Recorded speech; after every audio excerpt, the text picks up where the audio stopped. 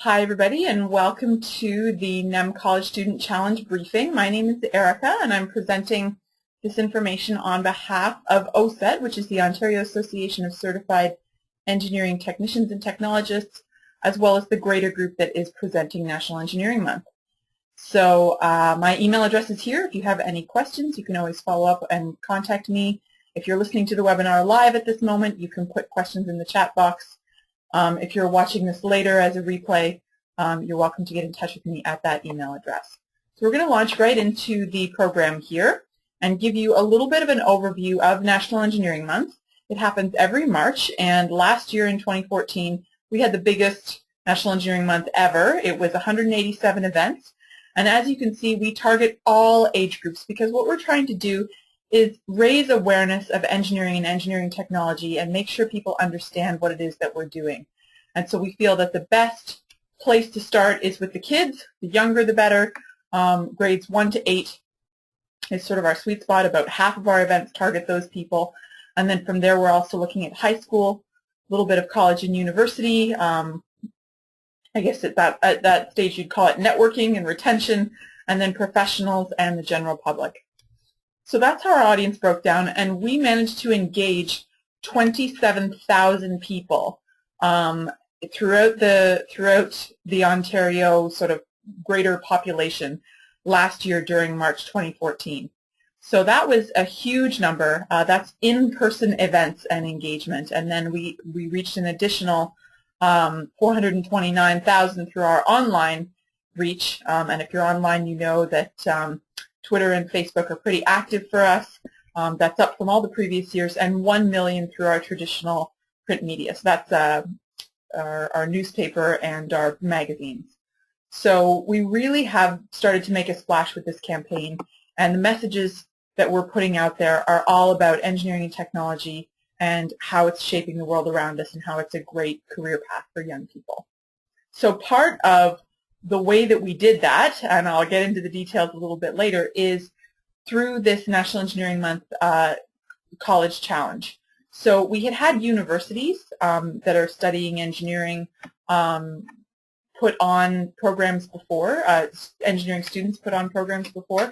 We hadn't, until last year, invited the colleges to get involved as well, and we felt that was a big opportunity missed because the engineering technology programs are also a great opportunity for young people to get involved and to pursue a very rewarding career path.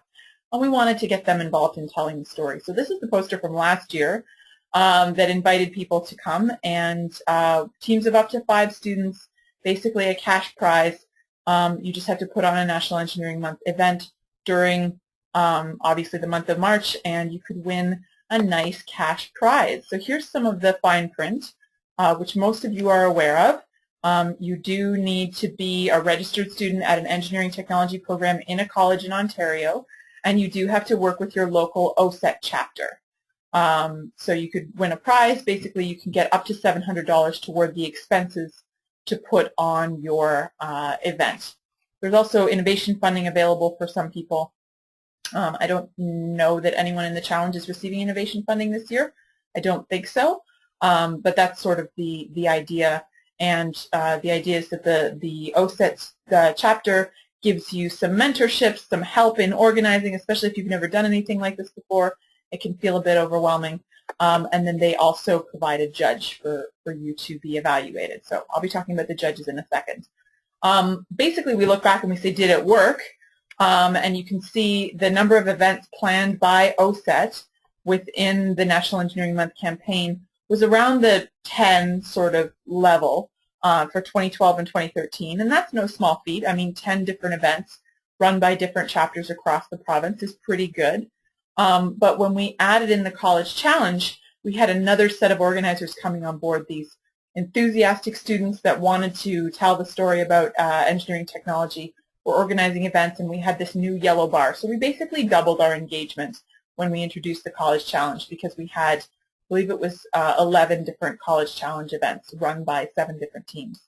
That was really fantastic, and we went from 10 in 2013, as I said, to 23 in 2014, and then we ran the challenge again this year, and that's why you're here, and we had even more students respond, and basically now it looks like it's going to be in or around the low 30s. It's going to be somewhere around 33 for the total number of events. So we're still working on finalizing that number. Some of the plans are sort of moving around at the last minute, but obviously this is a great stride toward increasing OSET's participation in National Engineering Month. So we're really proud of this experiment that we tried out last year, and we've been able to duplicate very successfully again this year. So thank you for all being part of that.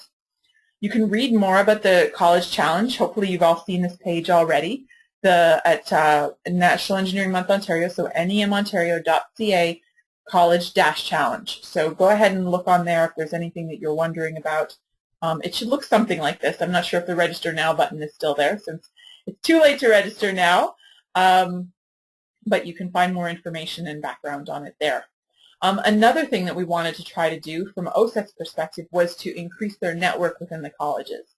And it was so great to see that when we put out the challenge to the colleges last year, the student groups arrived and they represented the NSOC at Conestoga, for example, IEEE also at Conestoga, the Fire Protection Student Association at Seneca, Women in Technology participated as well last year, as well as the American Society of Mechanical Engineers and the Engineering Association at Sheridan. So that's pretty cool to see these groups coming out and creating these relationships with OSET. Definitely a success from that perspective as well. So they also wanted to get more opportunity to speak with the colleges, where they have members of each of the OSET chapters called college liaisons that act as mentors to the student organizers. And then, as I mentioned, we have PEO, which are Professional Engineer Ontario members, as well as OSET members to come and be judges. So basically what this means is that the professionals want to have a better professional relationship with the colleges. They want to get to know the students. They want to get to know the faculty. They want to understand the things that they're studying, the things that they're wondering about. They want an opportunity to provide mentorship and advice. I don't know about you, but when I was studying engineering, I certainly had no idea what it was going to be like to work in the field. And anytime I had the opportunity to talk to someone who was working in industry or someone who had my degree, you know, that was sort of 5 or 10 years older than me, I really saw it as a great opportunity to kind of interview them about, like, well, what's your life like? How's your job? Do you like it? You know, all of those sorts of things were very valuable to me. So this is a really good opportunity to start forming that type of engagement as well. So the role of the judge, what they're going to be looking for is how well did you execute to plan, and how well did you help achieve the goals of National Engineering Month. So I'll tell you about sort of the specifics behind that, but I wanted to stress as well that it's not a technical judging role. So for example, if you're presenting on you know, some topics, something to do with I don't know, heat exchangers, it's not that they're going to be looking at it and saying from sort of a teacherly point of view, oh no, that's right, that's wrong, that's not accurate, or that's not calculated right. They're not professors, right? They're there as industry professionals to help you sort of gain an understanding of how you can speak better, or more clearly rather, about your profession, the profession that you're studying to join. So there are people who can give you perspective on that. So to give you an idea, that we've sort of got this 3-part document called the competition criteria.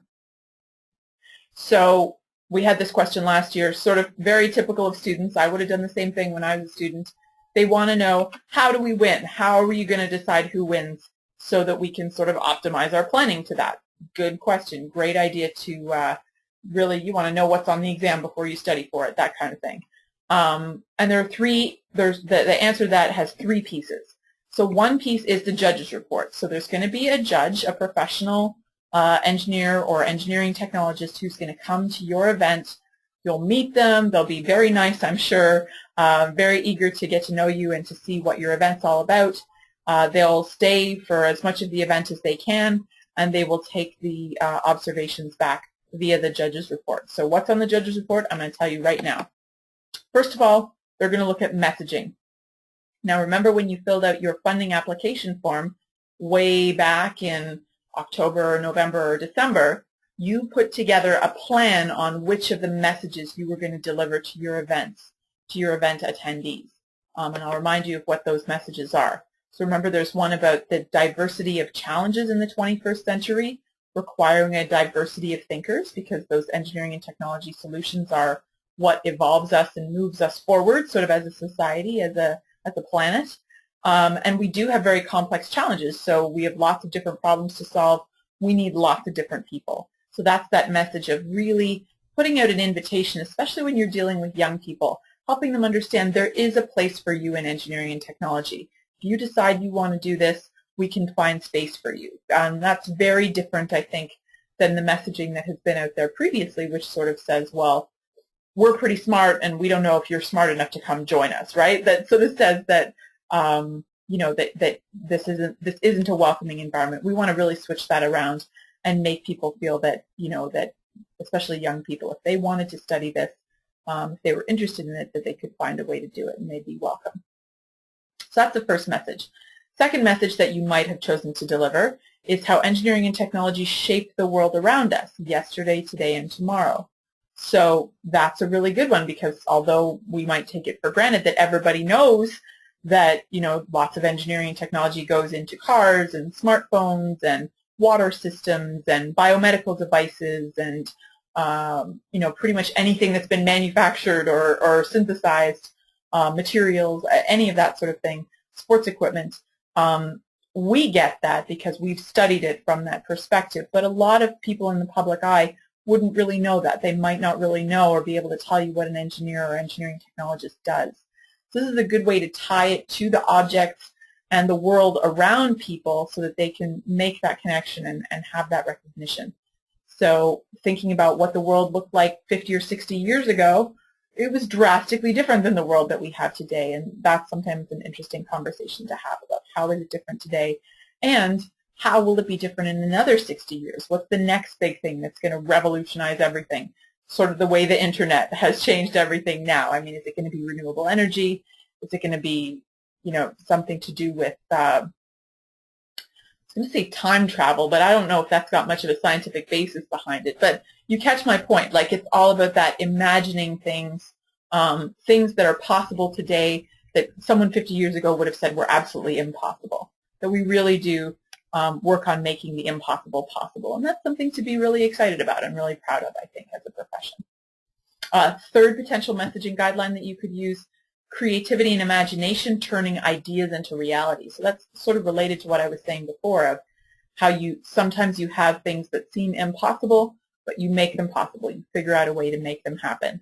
And creativity and imagination might not be the first thing that come to mind when people think about engineering and technology. They might kind of think that it's sort of dry and boring and by the book, whereas really, when you look at the bigger picture of what it is that we create and make possible, it's anything but that. It really does require people to think outside the box, really come up with new solutions and new technologies, and especially if you go into an entrepreneurial space, you really need to be flexible in your thinking and able to get along with others. So there's a lot of creativity and improvisation involved as well as the analytical stuff.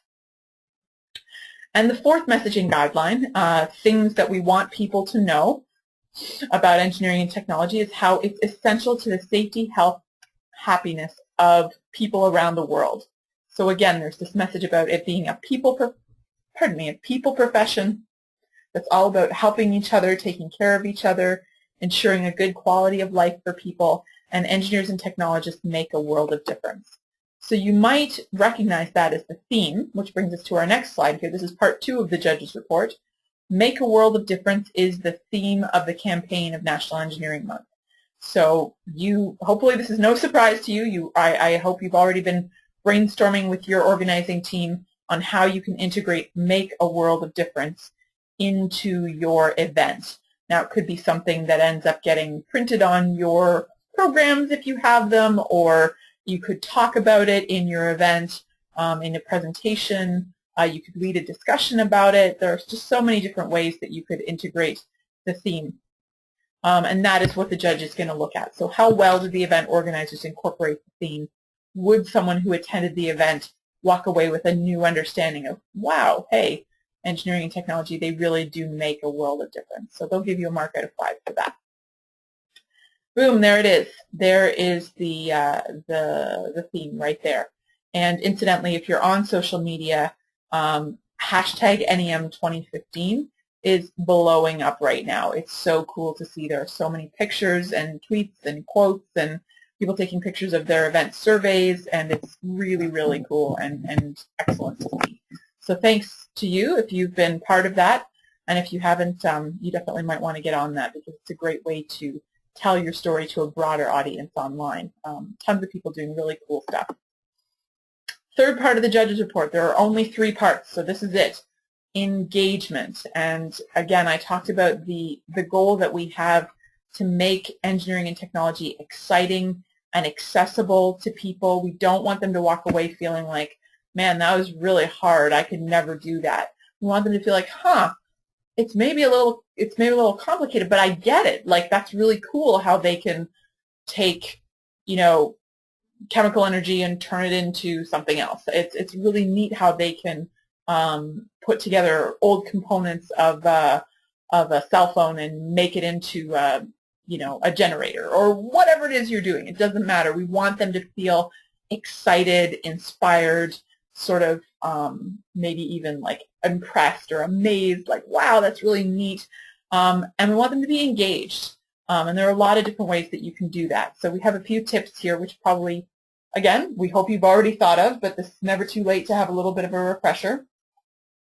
You want to have a good ratio of volunteers or presenters or, sort of facilitators available to the group, especially if you're trying to build something or get them to do something, so they can answer questions and have conversations and really get to know the participants and not just sort of stand in front of them like a big, audience, like there's a wall between you or something. These are people, right? You want to talk to them, interact with them as much as possible.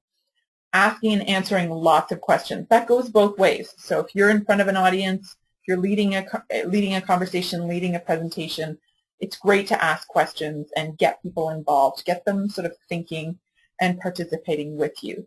Also, if you see questions coming from the audience, that's a really good sign that your audience is engaged. They're understanding what it is. They're curious. They feel safe. Sometimes it takes courage to put up your hand and ask a question in a group. So you've done a good job if your participants are asking questions. Are you using age-appropriate language, especially if it's for kids, or even if it's for a group of adults, but they happen to be members of the public who don't have a technical background? Are you using language that's going to be accessible, or are you throwing tons of big words together that they're not going to understand? They're going to walk away thinking, I really didn't get that at all. Boy, that engineering and technology stuff sure is complicated, and I could never participate in it or understand it myself. That's the opposite of what we want them to feel. We want them to feel excited and engaged. I think that's the best way to put it. If you have hands-on activities, make sure there's lots of support available. We do recommend hands-on activities, even if it's just a little demo of something. You'd be surprised. Quite a simple thing can make a neat little demo for people, and then you have the explanation to accompany what it is that you're showing or demonstrating for them. Something happens when you give people something to play with. They will stick around longer, they will pay attention better, and they will understand more. Just in general, it's a very good idea. And I think that's got something to do with this next point, which is that you engage different types of learners. You have some people who are really good visually. They like to see the whole thing, so you want to have maybe a slideshow presentation, posters, a demo of equipment or something else that they can look at. Oral, which would be sort of delivering a speech, a conversation, an explanation about something. People sometimes definitely prefer to hear than to read, for example. Tactile elements, which is just what I was talking about, something they can pick up and play with and really get a sense of. And even better if they can maybe build or try something out themselves. That's great. Depending on your audience, you might want to have a participant discussion, just to say, what do you think about this? You don't want to stand up in front of them and, sort of lecture the whole time. It's going to be much more engaging for them if you manage to engage them in a conversation. Ask them what they think, see what ideas they might have, and where things could go from today. So there are just a few tips for participant engagement. It is one of the elements on your scorecard that we will be expecting to see back. Just FYI, these are the challenge events from last year. Some of you are back again this year, but we just wanted to give you a sense of who was involved in the challenge last year. And we certainly salute everybody who took a risk and signed up for something. You probably didn't know exactly what you were getting into, but we think that all the participants did a really good job. Unfortunately, we did have 3 of the event teams having to withdraw at the last minute. So we had one from Centennial, Conestoga, and George Brown, but I'm happy to say that all 3 of those schools are represented in this year's challenge. So good on you guys for not giving up. That's fantastic. As you might remember, the first-ranked team from last year was Confederation College, so good for them. They did a very nice job. And this fellow here is Stephen Morley, the president of OSET, who made the trip up to Thunder Bay to see them and give them a nice big check and a big congratulations. And something I want to say about this is that it's great to win. It's really fun. Obviously, the competition element is part of the excitement and the motivation for everybody. But really what we want to provide for you in this opportunity to get involved with National Engineering Month is the chance to think about what it is you're getting into.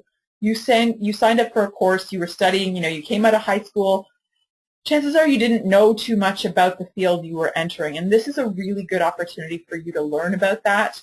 As I mentioned, the judges that you talk to, the OSET members that you are interacting with, they want to help you. They want to get to know you because they've been young as well. They were once students like you, and they would love to have those conversations with you. If you want to ask them about their job, what advice they would give. They probably can't hire you or anything, but they could certainly they could give you some information or connect you to someone that wants to work, that is working at a company that you're interested in. I think that's something that, in general, the skill of networking and of asking questions and starting to, do a little bit of homework about the life you're going to have after school is such an important skill for students to have. So I definitely recommend you take advantage of that, because just think, obviously we can't promise anything. We're not saying that this is going to happen, but let's say that you did create a professional connection that ended up leading to a job.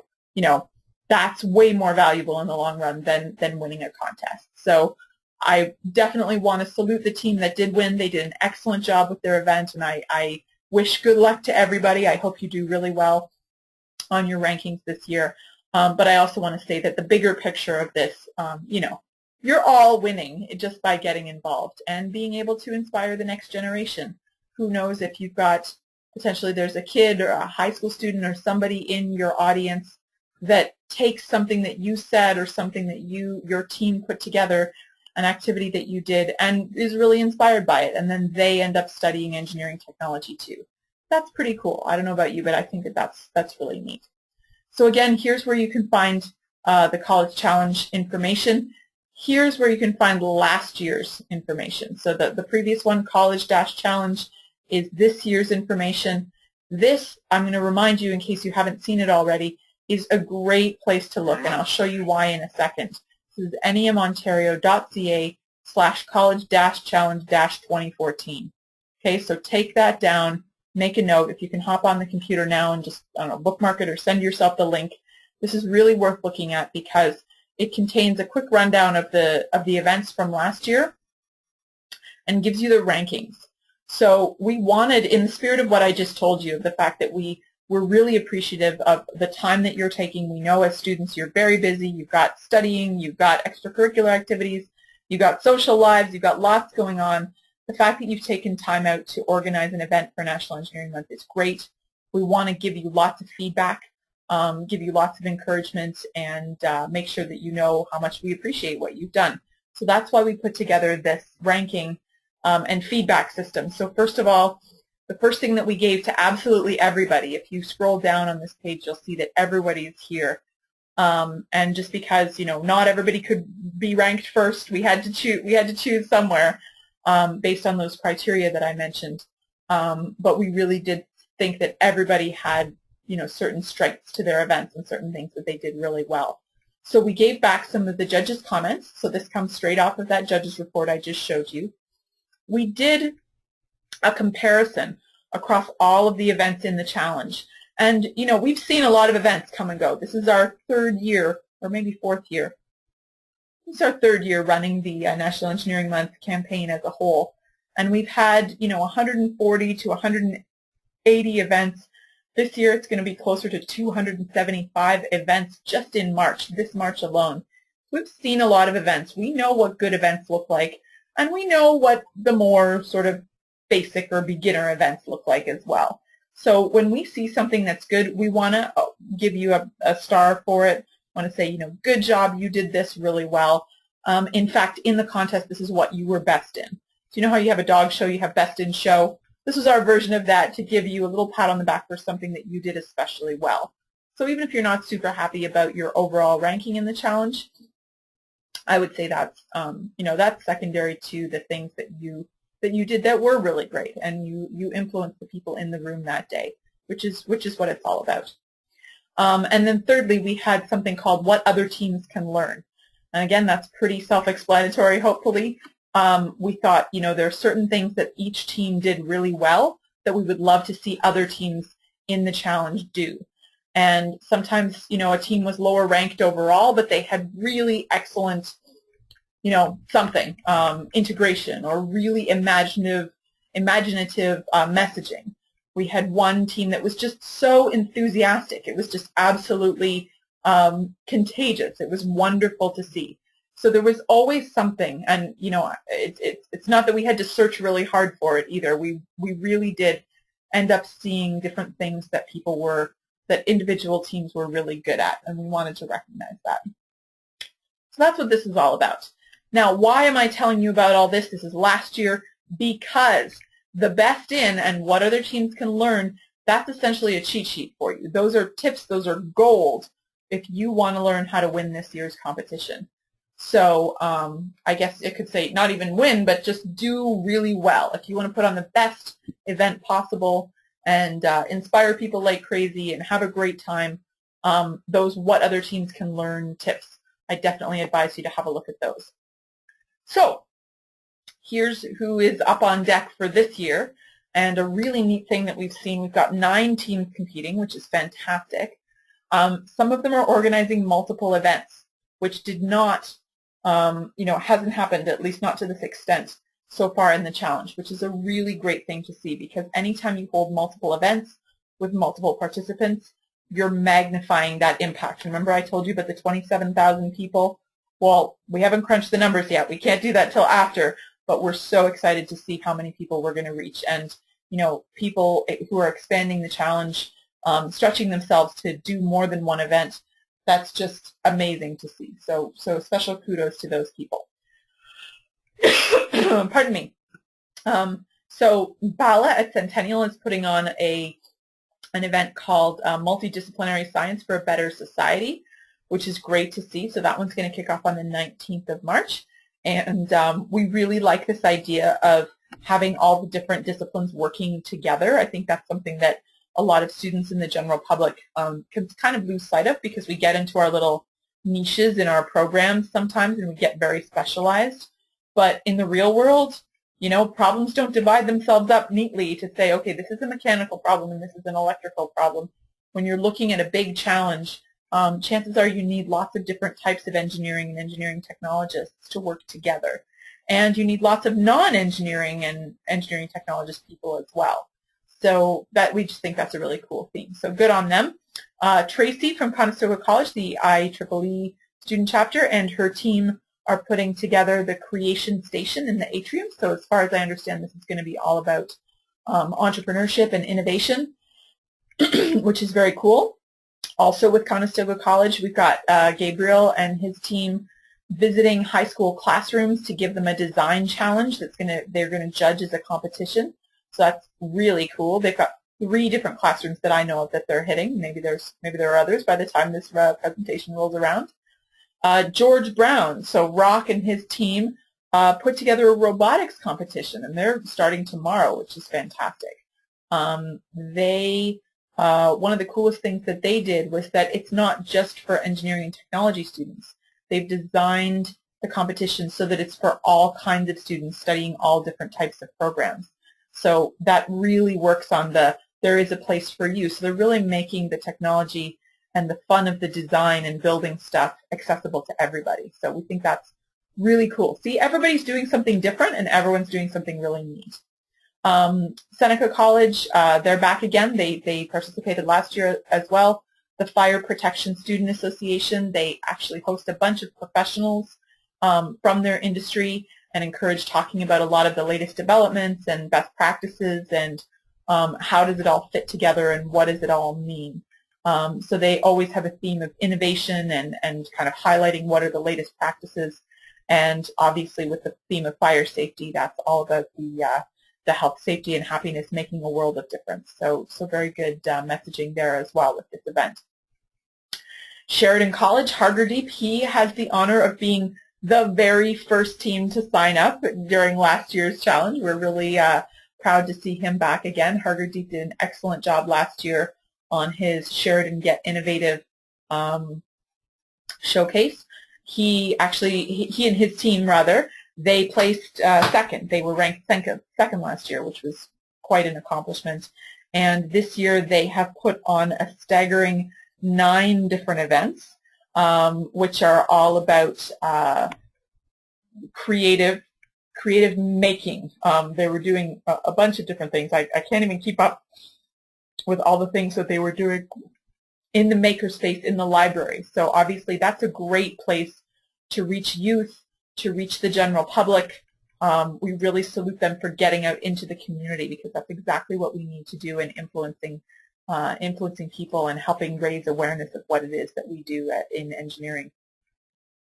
Another team from Sheridan College, new this year, Manoranjan, great job putting together something about recycling and reusing oil. So we actually did a little feature about this on our website because we thought it was such a cool and niche theme.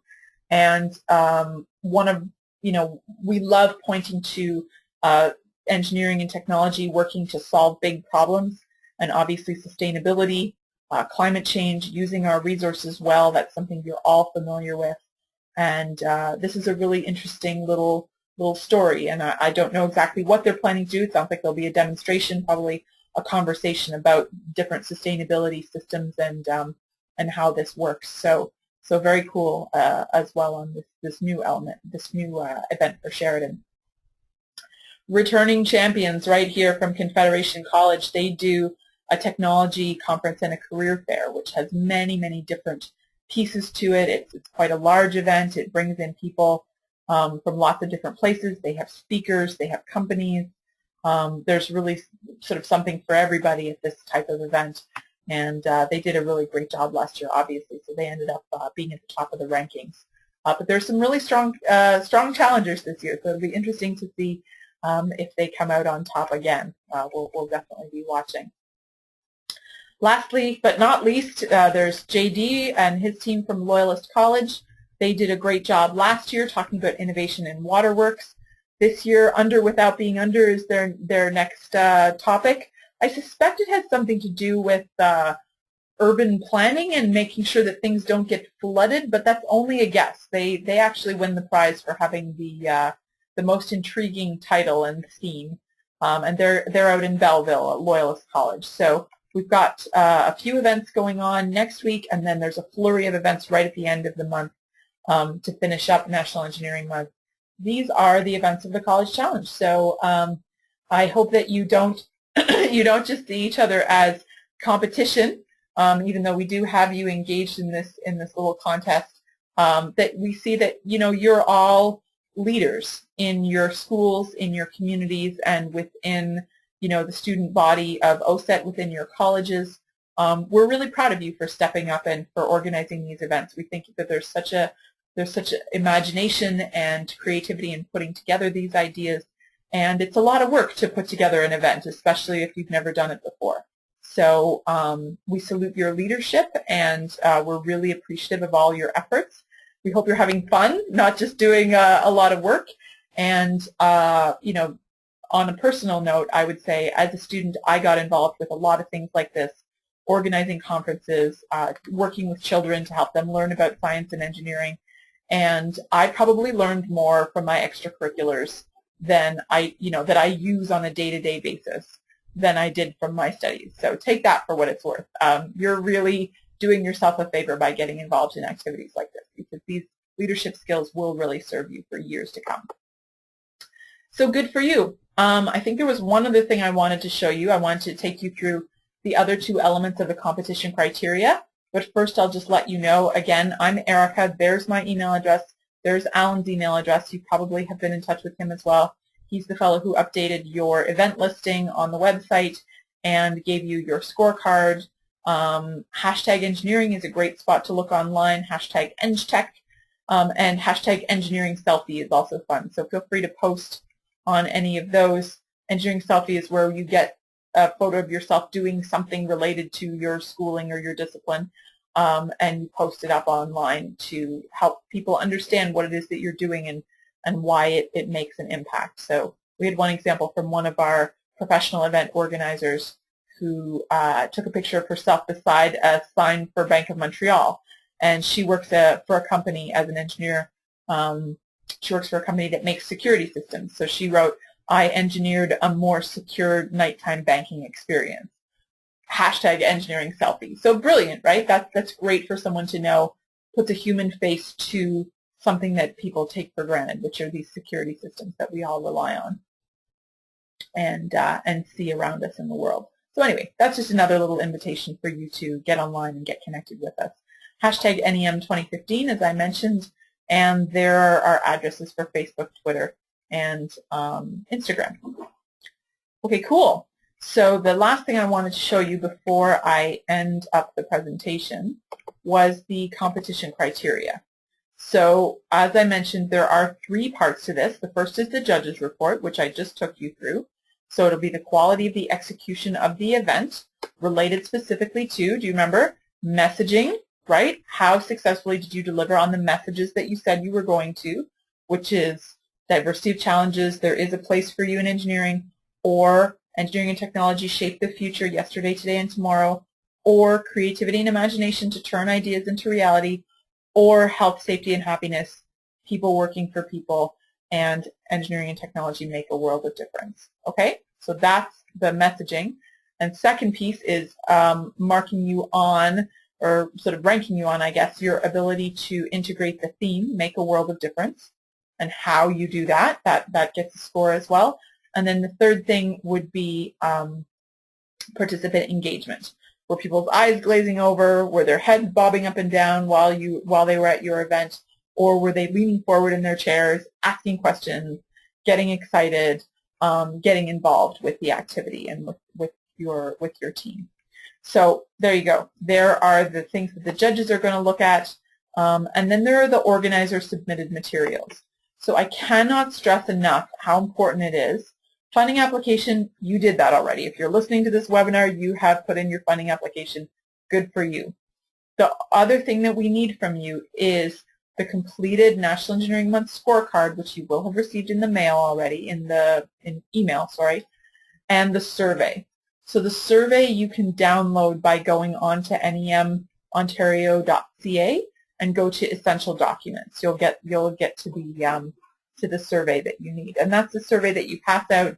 You get everybody to fill it out, and it asks questions of your participants. So we need to see your surveys filled out, and we need to see your scorecard. In fact, the scorecard is so important to us that we actually can't release your second half of the funding without it. Okay, so I'll talk about that in a second as well. We invite you to review the webinars. So there's measuring the effectiveness of your outreach event and amplify your event impact. So the first one is basically all about the scorecard and how it works and how to fill it out. So you should have no questions or problems with that. And then amplify your event impact is about how to promote your events, how to make it bigger and better. Using social media is also a part of the webinar as well. So I think, can we get access to this list online? Sure, Alex, yeah. I will send you a copy of this criteria, and I can actually even add in the links. I don't know why they're not on here. I think they were in a different copy that I had. But I'll make sure that you have that so that you know exactly sort of what you need to do. And I should point out as well, within the scorecards, there is a checklist. There are checklists for before the event, checklists for during the event, and checklists for after the event. So that's all there for you to help guide you through the process. So you should not have any problem. And we just wanted to say, you are responsible for filling out the scorecard and submitting it to us. That's really, really important.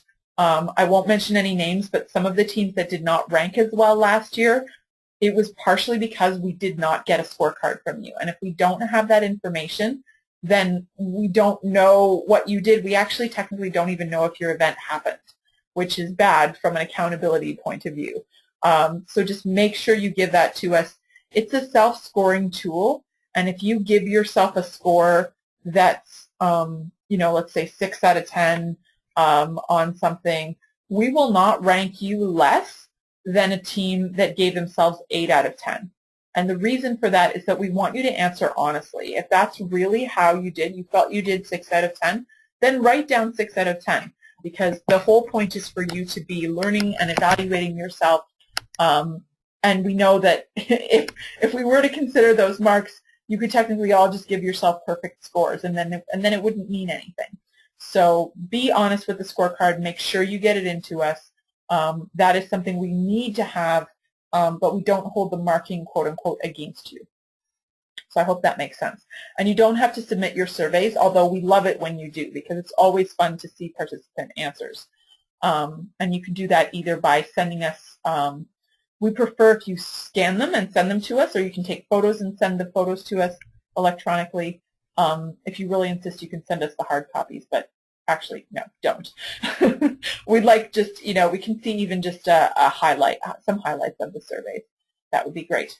So the last thing that we need as part of the competition criteria is the post-event engagement. So we need to have evidence of social media engagement, and whether we see you online, that's probably the easiest way to do it. Tweet at us, go to Facebook, post something there, send us the website or the event recap that you did, and then evidence of community building. So what do I mean by that? This could be anything from collecting email addresses so that you have people to follow up with, so you can continue to tell them about exciting things that are going on in your school and in your program. It could be bringing people together, inviting youth groups or professional associations to your subsequent events, helping them get to know what it is that you do, building those relationships. We had a team last year that had some leftover merchandise, so they donated it to a daycare center. It was toys, with those Rubik's Cubes. So we thought, that was a very creative way of building some community. And again, remember our overall focus, the whole reason that we're doing National Engineering Month is to build awareness of engineering and technology professions. And you are the engineering technologists of the future, as the students that you are right now. So you might as well start representing now and doing it in a way that really makes everybody proud and excited of what you're looking for. So we have some post-engagement ideas for you as well, and I'll make sure that you have this this form here. This is called competition criteria. So it's just got some additional information. It's got a copy of the judge's report in it. It's got the survey here. The copies, actually the copies are on the website, so I'll update that. And then here's the event scorecards. Here are the things that you'll be scoring yourselves on. So they're basic, advanced elements, as well as bonus elements, and then post-engagement ideas. So these are all sorts of things that you can do to engage people after the fact. We encourage you to do all of them and think of some others if you want and do those too, because remember, it's not a technical assignment. It's not a problem set that you're handing in. It's not a lab. It's an awareness building exercise. It's looking at how do we help people understand who it is that we are as engineering technologists and what we're doing in the future. So be creative and have fun. If you're an extrovert like me, then you're really, really excited to be telling a story and getting out there. And if you're not an extrovert, well then good on you for giving this a shot, because it is so, so important that people understand engineering and technology and have more of an idea of what it is that we do, because that's only going to benefit the profession in the long run. So thanks very much for your attention. I'm going to stop the recording now and give you a chance to ask some questions.